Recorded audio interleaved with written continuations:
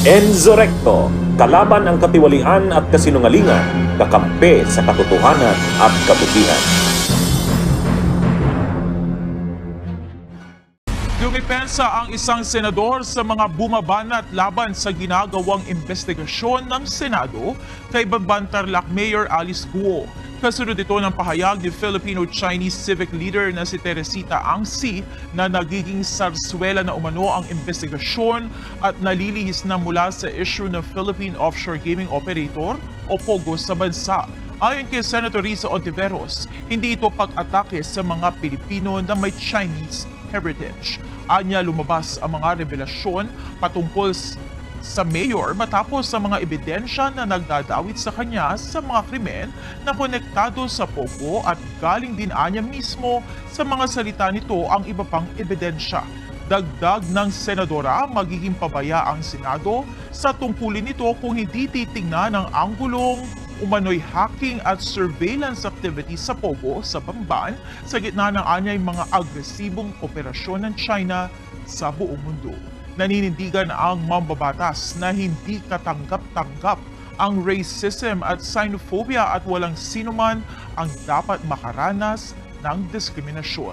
Ipinuto rin ni Senator Ontiveros na hindi ito tungkol sa politika kung hindi patungkol sa national security at kapakanan ng mga kababaihan at kabataan. Kaya bagamat hindi patiyak, malamang daw na paharapin pa rin si Go sa magiging executive session ng Senado. Kaya bagamat hindi patiyak, malamang daw na paharapin pa rin si Go sa magiging executive session ng Senado.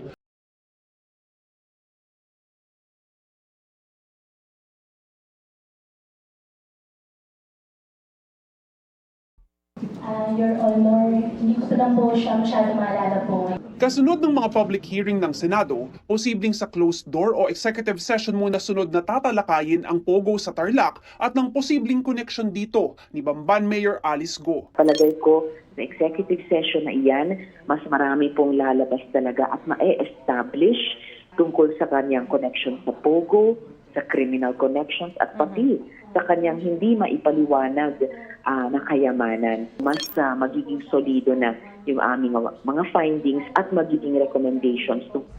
Kinu-question ni Senate Minority Leader Coco Pimentel kung bakit naging tungkol kay Go ang pagdinig na dapat daw ay ibalik sa POGO. Dapat aniyang ipaubaya ito sa korte. Ang usapin naman sa yaman at buwis, pwede aniyang idaan sa SOLGEN. Gayon din ang question sa kanyang citizenship kung posibleng katiwalian naman, ombudsman ang dapat umanong tumalakay. Sabi naman ng Filipino-Chinese civic leader na si Teresita Angsi, tila nalihis na ang investigasyon ng Senado sa POGO at tila naging sarswela. Aniya, hindi raw maganda sa imahe ng Senado ang tinawag niyang witch hunt at personal na atake.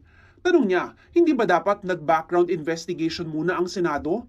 Kabilang sa kinesyon ni Angsi ang pag-usisa sa umano'y nobyo ni Go, pati kanyang marangya umanong pamumuhay at kakayahang mag-Mandarin at Fukien na ano raw bang kinalaman sa kanyang pagiging Pilipino. Kinikilalaan niya ng konstitusyon ang mga may Pilipinong ina bilang Filipino citizens, kaya huwag sanang mapuntirya din ng iba pang Chinoy dahil sa politika. Tugon ni Hontiveros sa isang pahayag, hindi ito atake sa mga Pilipinong may dugong Chinese, sabay sabing purong Chinese ang kanyang lola sa tuhod. Hindi raw ito witch hunt o politika, tungkol daw ito sa national security, kriminalidad, accountability at ang kabiguan ng sistemang i-regulate ang mga POGO. Sabi niya ngayon, mahalaga pa ring malaman kung Pilipino o Chinese talaga si Go. Importante yung itanong dahil si Mayor Alice na walang maayos na record dito sa bansa, ang siyang naging instrumento para makapasok ang napakalaking kumpanya ng POGO sa Pilipinas. Na ayon sa Intel, ay sangkot naman sa surveillance at hacking activities, lalo na sa mga government websites. Kaya bagamat hindi patiyak, malamang daw na paharapin pa rin si Go sa magiging executive session ng Senado. Imbitado rin ng ilang law enforcement agencies, kabilang ang Justice Department, PNP at National Security Agency. Inaalam na ng Office of the Solicitor General kung may sapat na basihan para maghain ng quo warranto petition laban kay Bamban Tarlac Mayor Alice Guo. Ayon sa Commission on Elections, nagbigay na sila ng kopya ng mga hinihinging dokumento ng OSG. Kasama inaalam na ng Office of the Solicitor General kung may sapat na basihan para maghain ng quo warranto petition laban kay Bamban Tarlac Mayor Alice Guo. Ayon sa Commission on Elections, nagbigay na sila ng kopya ng mga hinihinging dokumento ng OSG. Kasama sa binigay nila ang kopya ng Certificate of Candidacy o COC at Statement of Contributions and Expenditures o SOSE ng alkalde.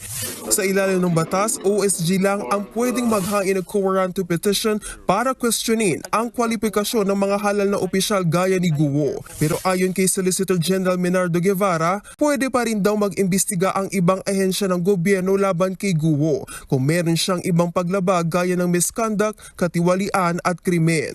Una nang sinabi ni Senate President Chis Escudero na OSG lang ang pwedeng kumestyon sa citizenship ni Guo sa pamamagitan ng paghahain ng quo warranto case.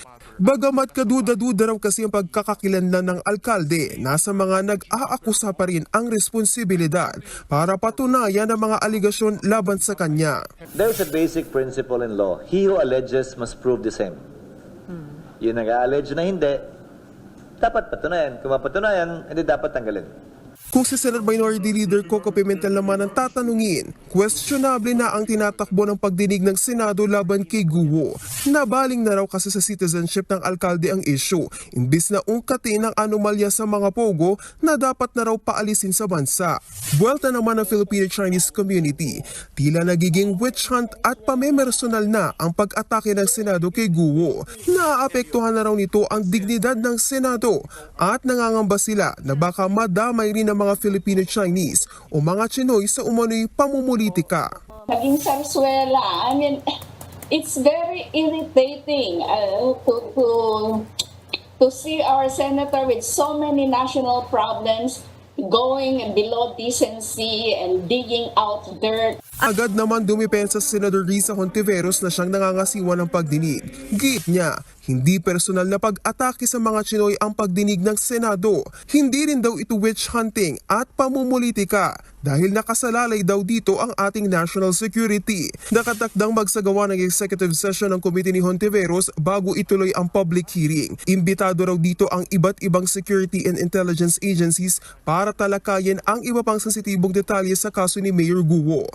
Bunyog, bunyog, halikan na kasama ka.